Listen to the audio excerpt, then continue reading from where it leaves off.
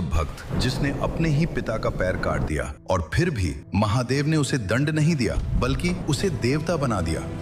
तमिलनाडु के एक छोटे से गांव तिरुचेनूर में जन्म हुआ एक बालक का विचार शर्मा। बचपन से ही वो साधारण नहीं था। 5 साल की उम्र में वेद उसके मुख से ऐसे निकलते थे जैसे किसी ऋषि के। लेकिन उसका मन विद्या या संसार में नहीं लगता था। उसका मन बस एक ही जगह लगता था, महादेव के चरणों में। एक दिन उसने देखा कि एक ग्वाला गायों को बेरहमी से पीट रहा है। विचार शर्मा तुरंत आगे बढ़ा और बोला, इन गायों को मत मारो, ये नंदी के कुल की हैं।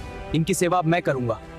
उसी दिन से वो स्वयं गायों को चराने लगा। धीरे धीरे एक अद्भुत बात होने लगी। गायें उसे देखते ही उसके पास दौड़कर आ जाती थीं और उनके थनों से दूध अपने आप बहने लगता था। विचार शर्मा उस दूध को लेकर नदी के किनारे जाता, रेत से एक छोटा सा शिवलिंग बनाता और उसी दूध से महादेव का अभिषेक करता। वहां कोई मंत्र नहीं था, बस शुद्ध भक्ति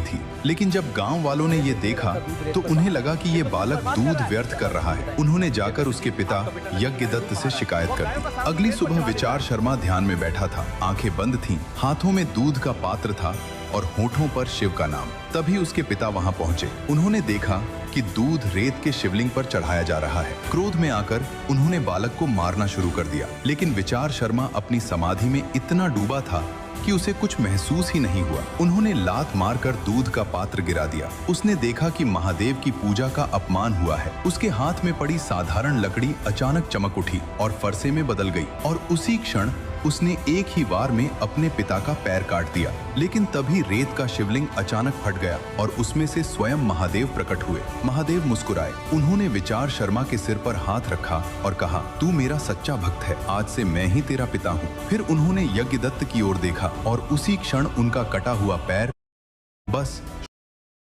शर्मा को नया नाम दिया, चंडेश्वर। शिव के धन के रक्षक और हर शिव मंदिर के द्वारपाल। आज भी दक्षिण भारत के लगभग हर शिव मंदिर में चंडेश्वर की मूर्ति होती है। मंदिर से बाहर निकलते समय भक्त उनके सामने ताली बजाते हैं, ये बताने के लिए कि हम शिव का कुछ भी लेकर नहीं जा रहे, हम खाली हाथ जा रहे हैं। अगर आप भी महादेव के सच्चे भक्त हैं तो कमेंट में हर हर महादेव लिखकर अपनी उपस्थिति